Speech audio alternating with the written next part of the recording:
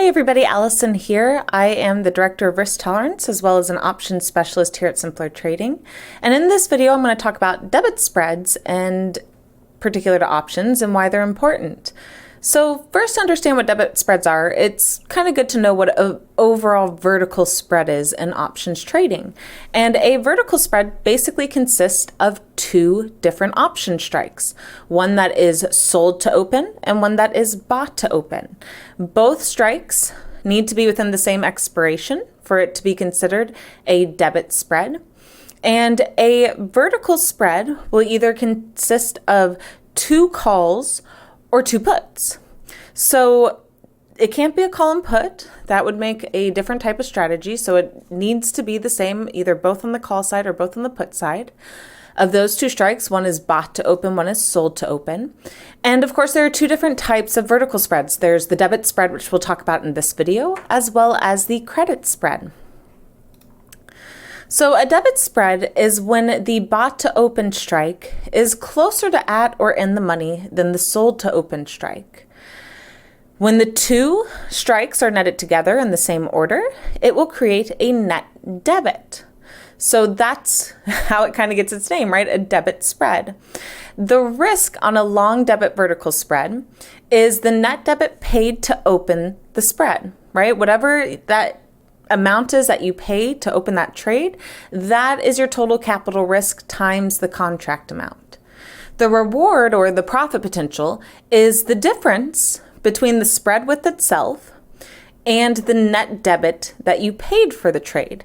So let me go ahead and pull over my options chain and I can show you an example of that. So let's say next week, I think SPX is going to continue to overall move to the upside, right? I have a bullish sentiment on SPX, and I think it's going to move higher. Well, one of the benefits of doing a debit spread versus jumping into a long call is that it costs a lot less capital.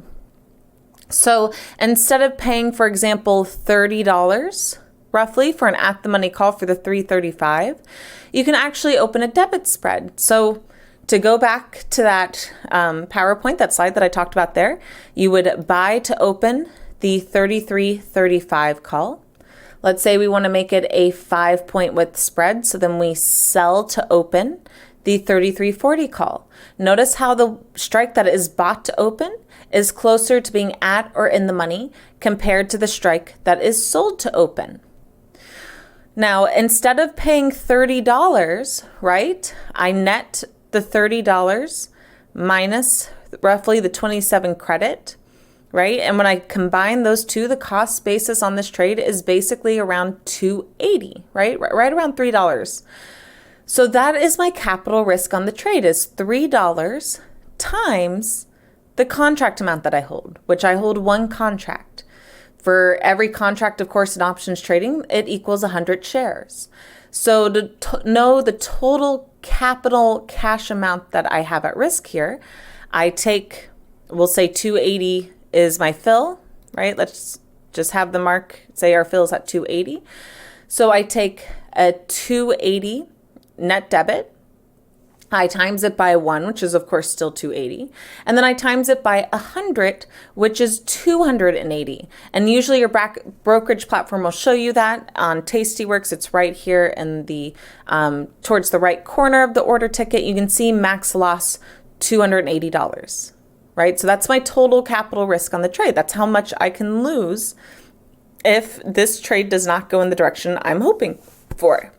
Which of course is a lot less inexpensive than jumping into a long call contract, which would be currently with the mark at 31, be around $3,100 on one contract. Because keep in mind, I'm still timesing this by the 100 contracts per share on the option. So this would cost a lot more versus the 280, 290 cost basis, depending on where I get filled. The profit potential on this trade is the width of the spread. So this is a 5-point spread minus the 280 of risk. So my total profit potential is $220 per contract, or based on one contract, $220, right? If I did 2 contracts on this trade, which means I need to buy 2 long calls, sell 2 short calls, then even though I'm still getting filled at around 280, because I hold 2 contracts of it, I need to times the 280 by 2 and then again by 100. And once again, your brokerage platform usually does this for you, but you can see the max risk, the total loss is $560 and the max profit potential is $440, right? So as we kind of talked about why are debit spreads important, well, it still allows you a bit more of a directional bias, right? Usually with long debit vertical spreads, and they're different names that people call them. But on long debit vertical spreads like this, if I was thinking it was going to be bullish or move to the upside in the money, it allows me to jump into a trade and be able to trade sometimes very expensive symbols like Amazon, like Tesla, or SPX here, right? Even the index, and be able to do so for a fraction of the cost. So if I don't have a very large account, let's say my account's only $5,000 or $10,000, then instead of putting, almost over half the account, depending on my account size, into just one trade, one call, right? Which could easily go against me and I could end up losing that.